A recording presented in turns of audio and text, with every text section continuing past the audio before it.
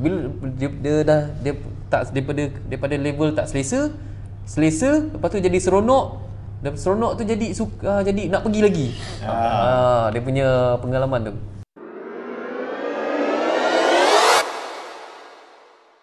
Okey, kita bersama dalam episod kedua. Kita punya sharing pengalaman kita dekat program kat Sarawak, kat Miri Sarawak, kat pedalaman. So episod yang lepas kita dah cerita dah macam mana pengalaman perjalanan tu daripada Miri nak ke kampung tu. Ambil masa dalam 5-6 jam naik off-road, ikut off-road, naik 4-wheel dan sebagainya. So kami ni orang yang tak pernah naik 4-wheel ni, kami rasa teruja lah. So untuk kali ni pula kita nak kenalan dengan orang kampung. Kita dah sampai kampung ni. So pengalaman pertama sampai kampung tu, kita cerita satu kampung. Cerita dengan Umar Keh dulu. Cerita. Okey. Mula-mula sampai dekat kampung tu, kampung dia satu gambaran yang lain yang saya bayangkan. Saya difahamkan masa tu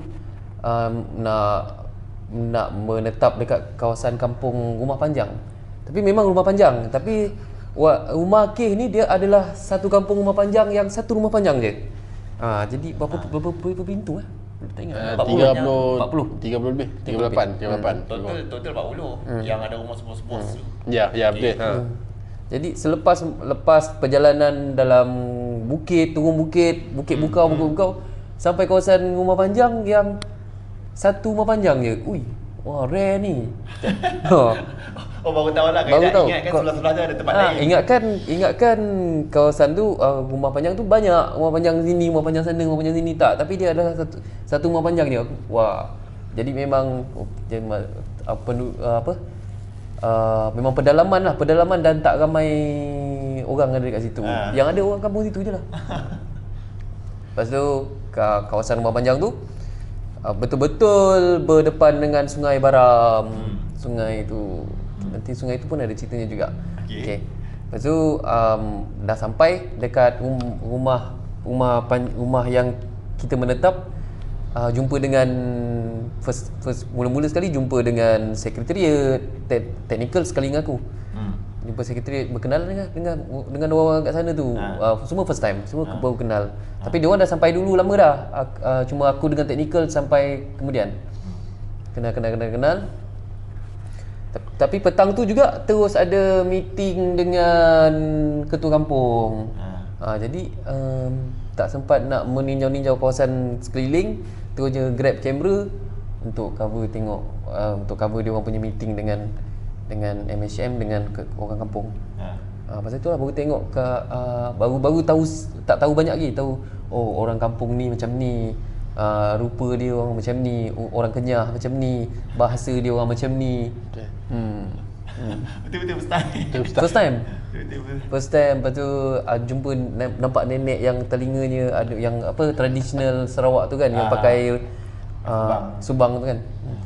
Dulu biasanya tengok kalau kita tengok dalam buku teks kat sekolah, Sarawak buku teks. Sekarang tengok live.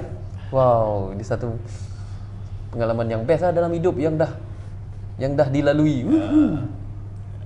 Okay, kita cerita pula. Longsan ni macam mana? Okey, sampai Longsan aku sampai lambat Longsan. So yang sampai awal Longsan 10 bulan. So Fat masuk Rumah Keh 17 bulan. Aku masuk Longsan 24 bulan. 24 bulan.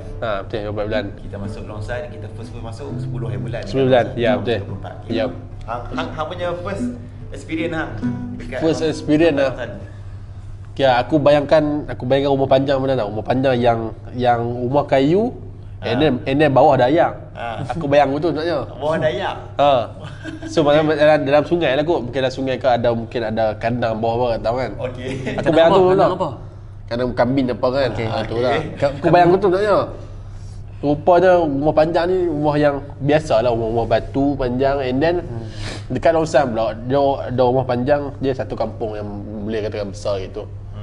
Dia ada sekolah menengah, dia ada sekolah rendah. So rumah panjang itu ada banyak.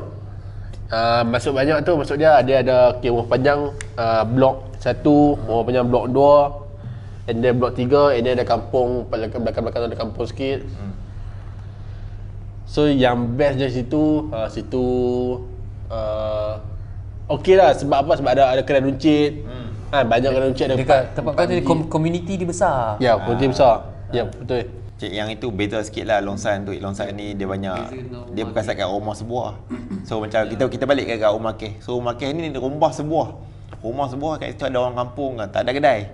Tak ada kedai. Dia adalah rumah panjang semata-mata. Tak ada kedai. So kalau nak pergi kedai, beli barang, beli kat mana? Dia ada banyak pilihan. Dia orang akan pergi ke dia orang ni akan tunggu siapa yang akan keluar ke Long Lama untuk beli barang, dan jadi dia orang akan kirim. Okey. Itu satu lagi. Ataupun macam MHM tak apalah, dia ada si Mio. Mio yang runner. Sekali keluar 2-3 hari baru masuk balik. Dia Kemiri. Dia keluar Kemiri. Beli barang kat Miri. 2-3 hari baru dia masuk balik. Okey. Lepas tu satu lagi benda yang special. Tapi benda ni aku sedar selepas 2 minggu dekat sana. Sebelum ni tak sedar. Sebab tak tahu pun benda tu, tak sempat nak tahu. Sebab ada satu ferry yang datang berlabuh dekat dia hanya datang seminggu sekali. Dia berlabuh dekat tepi sungai depan rumah panjang tu. Dia akan bunyikan horn. Ton bon bon. Memang sebelum ni pernah dengar tapi tak tahu tu apa. Tapi ada satu hari tu teringin nak tahu kot siapa yang bawa aku. Hazri bawa. Aku tanya dia, bunyi apa tu? Itu 7-Eleven bergerak lah. Ya, kau tak tahu? Tak tahu. 7-Eleven ferry. Tapi bukan 7-Eleven. Dia kedai runcit. Kedai ferry ataupun bot besar. Tongkang. Dia lagi besar daripada tongkang. Tongkang paling besar. Tongkang macam mana? Tongkang yang orang pergi mancing tu kan? Bukan. Tongkang ni yang bawa barang apa semua tu. Ada satu tongkang yang bawa batu daripada kuari tu. Itu kot tongkang. Tongkang. Okey. Saiz macam tu lah. Tapi dia kecil sikit. Itu besar. Dia kecil sikit. Ni macam kecil sikit lah. Kau bayangkan je lah kecil sikit. Daripada yang bawa pasir tu kan. Tongkang yang bawa pasir tu. Tapi dia kecil sikit. Dia ke dalam tu barang runcit. Apa sajalah kegunaan harian. Sardin, Maggi, sabun. Jadi kita masuk dalam tu lah. Masuk dalam tu. Okey. Aku tahu lepas. So dia boleh berlabuh ke tepi tu? Sungai tu dah dalam. Walaupun tak hujan berapa hari, dia masih dalam.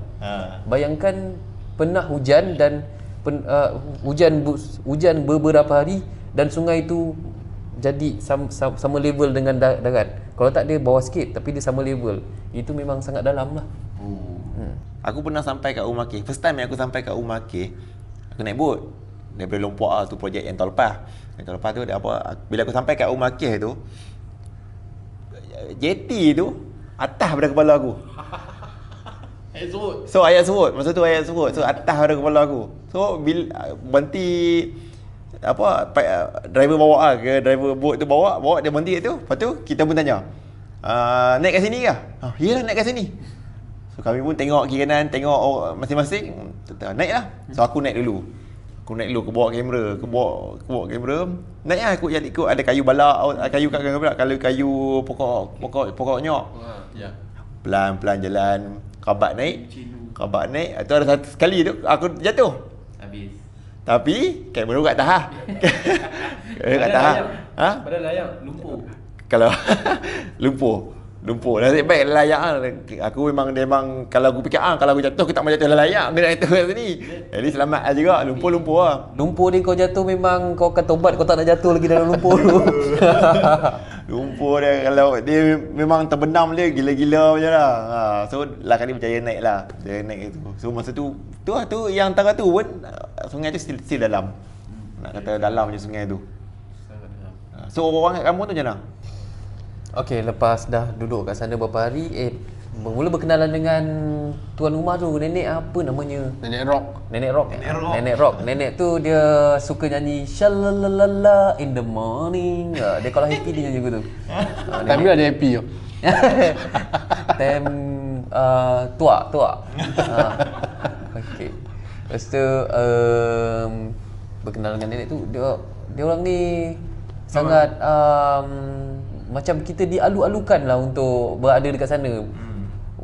Bahkan duduk sekali dengan diorang ni, dengan family. Kita orang satu tim sekretariat, technical, media, duduk dengan family tu. Tapi boleh bayangkanlah, kami ramai, saiz rumah panjang tu memang lagi besar, memang besar. Sangat besar. Sangat besar. Bayang rumah panjang tu luas, kami yang ramai pun masih lagi tak sempit. Ya. Itulah kelebihan kalau depa kat pedalaman ni. So depa ada space yang luas. Satu rumah tu yang besar tu pun kalau kita tak ada, depa duduk seorang dua jelah. So depa willing untuk terima tetamu tau. Tetamu depa boleh untuk tumpangkan kita kat situ. So, dia orang pun nak ramah, mudah, macam mana penerimaan yang mereka tu yang baik lah. So, kita kat Longsan pula sikit. Okey, sampai Longsan, tim kita semua duduk di rumah nenek. Nenek nama apa? Nenek Mina. Nenek Mina tu merupakan nenek kepada Bon, kita punya ketua pegawai MSM kita ni lah. Okey, nenek Mina tu kat rumah tu ada 3 orang. Nenek Mina, Gegel dengan Meme. So kami semua geng sekretariat, geng media, geng technical semua tumpang rumah nenek tu lah. So lelaki tidur kat atas, perempuan tidur dalam bilik bawah. So beza dengan yang kat rumah kita. Rumah kita 2 tingkat. Ya, yang rumah kita tidur kat ruang tamu kan. Semua ruang tamu, patut perempuan Tahu? bilik. Rumah yang nenek tu, atas tu sebenarnya macam store lah. So bila kita mai tu, dia siapkan ruang atas tu. Dia buat Rasa dia renovate lagi atas kan? Buat partition tu. Tu nak kata dia nak kata willingness mereka untuk terima kita tu. Dia buat partition, siapkan semualah. Jadi apa dia nenek kata kita tikak tu dia hampak bagi selesa. Nenek bagus nenek ni. So hang cerita sikit kemudahan asas. Hang expect macam mana? Hang expect sampai tu macam mana kemudahan asas dia macam mana? Dan masa sampai tu? Aku expect macam mana abang lah. Tapi Longsan okey lah sebab ada air dan ada current. Longsan sebab kampung lepas ada generator semua. Telefon? So yang tak expect tu tak expect, line telefon. Sangat menjadikan. Tapi pencauan dekat depan rumah tu tak? Ya, pencauan depan rumah ya, tapi ikut angin. Aduh, ikut dan dia ya. Suka hati betul line ni. Okey, rumah ke kemudahan asas macam mana? Kemudahan asas air ada, tapi air pun orang kampung punya piping yang lama. Dia orang pun gunakan saluran daripada air sungai juga. Jadi kita tak boleh nak expect air yang jernih. Cuma dia tak terlalu keruh dan dia tak terlalu jernih. Dia tengok ada masa-masa kalau hujan tu lebat, air tu akan kita buka, kita akan TIS. Okey. Tapi memang itulah kegunaannya hari-hari. Dan okey. Tapi untuk mandi, diorang ni ada tangki tadahan hujan. Cukup untuk mandi. Ramai. Kami ramailah. Kalau kalau tak hujan beberapa hari, surut. Simpanan air hujan habis. Jadi mandilah air daripada pipe yang agak-agak macam keruh-keruh sikit tu. Tapi tu dah menjadi kebiasaan kat sana dah. Kami pun dah okey. Mula-mula dia air tu air pam sungai kan memang air empangan juga. Air empangan tapi sebab ada projek jalan, air tu jadi sangat keruh. Oh ya. Dekat empangan. Dan itu piping lama, piping yang ini diberitahu, yang diceritakan lah, piping lama. Piping tu tahun 93. Yang tahun 93 yang dibuat. Piping yang dibuat oleh orang kampung. Ya. Dan selalu ada cerita seorang saja kot yang tarik pipe tu. Memang Di jauh. sewaktu dulu lah, 3 tahun lepas lah. Itu cerita dulu. 25 Dan tahun pipe tu selalu ada rosak. Kadang-kadang tak keluar air. Jadi dia orang kena pergi check sampai bawah. Check sepanjang pipe tu masuk hutan, masuk sungai, keluar hutan sampailah ke dam. Dia orang nak cari kat mana punca air tu tersumbat ataupun pipe pecah ke apa ke. Kena follow balik. Selalu benda tu berlaku. Jadi benda macam tu perkara biasa. So, hang pun pernah duduk rumah ke? Yep. Long time pernah duduk. Hang pun sama pernah duduk. So 2 bulan dekat Miri kat Sarawak ni macam nak survive? Kira kita nak pergi tu mula kita takut kan. Kita takut betul. macam mana nak mandi. Betul. Macam mana nak makan. Macam mana nak berak. sebagainya lah. Betul. Dan lain telefon. So 2 bulan tu survive tak? Mula dia tak terasa tak survive dalam 3-4 hari pertama. Itu rasa macam aku boleh tahan ke tak ni. Tapi bila lama-lama kita dah memang kena hadap benda tu, dah kena hidup dengan cara tu. Dia jadi mula-mula dia jadi macam dah selesa. Macam selesa, lepas tu dia jadi seronok. Bila dia tak daripada level tak selesa, lepas tu jadi seronok. Dan seronok tu jadi jadi nak pergi lagi. Dia punya pengalaman tu. Nak pergi lagi, nak duduk lagi kat sana, nak sambung lagi projek dekat mana-mana kampung lain. Tak sabar. Mula-mula kita suruh Fat mungkin 2 minggu, 3 minggu. Lepas tu kata nak balik tak mau, nak stay. Okey, beres. Padahal masa ada sebab tak balik.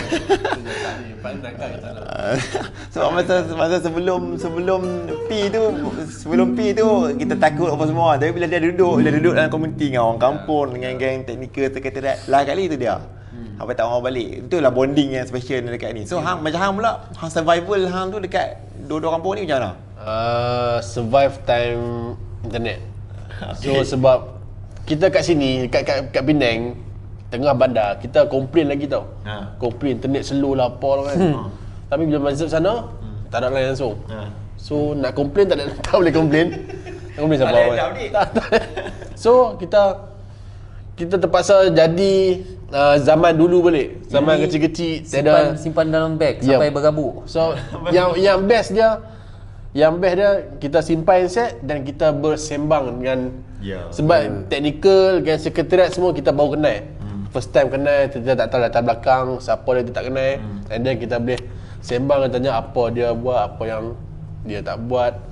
So kita dah dalam masa 2-3 hari kita boleh kenal dah jadi siapa. So tu yang best time kat sana. Bagi aku yang tu macam makna sosial yang sebenar tau. Bila kita mingle, kita letak handphone aside. Phone memang tak pegang langsung. Tak pegang langsung. So charge apa pun tak charge langsung. Memang tak pegang langsung. Tu yang best. Tu lah, tapi ada satu cerita yang best tau. Kat kampung Longsan tu ada satu kali tu, lain telefon memang tak ada langsung sebab pencawang tu kena panas peti. Aku pun sampai tu. Hang pun sampai tu. Aku pun sampai. So masa tu memang tak ada apa lah. Sebab tu aku tak boleh nak call dia apa semua. So dia sampai tu by survival dia lah. Daripada airport Miri tu macam mana dia nak tiket ke apa benda. Ke atas dia lah. Pandai-pandai lah. Yang sampai kat kampung. Aku sampai tu memang tak ada langsung. Line internet semua tak ada. So bila tak ada line internet tu, dalam 3 hari tu, bukan takat internet tak ada, telefon pun tak ada. Telefon tak ada. Terus pangkah. So tak no service. So no service. Handphone simpan dalam beg. Itu masing-masing main game apa semua gitu lah. So biasalah kan kita malam-malam kita sembang-sembang waktu handphone still dalam poket lah. Still macam berharap ada line lah. Dia macam hari ketiga keempat tu still masih berharap lah. So semua pakai handphone. So apa aku buat tau? Aku daripada dalam rumah semua lepak kat luar. So aku pergi luar rumah tu. Aku macam kat telefon. Hello dah. Tak apa bagi tahu ni. Aku buat cakap telefon kat rumah kan. Semua tengok aku.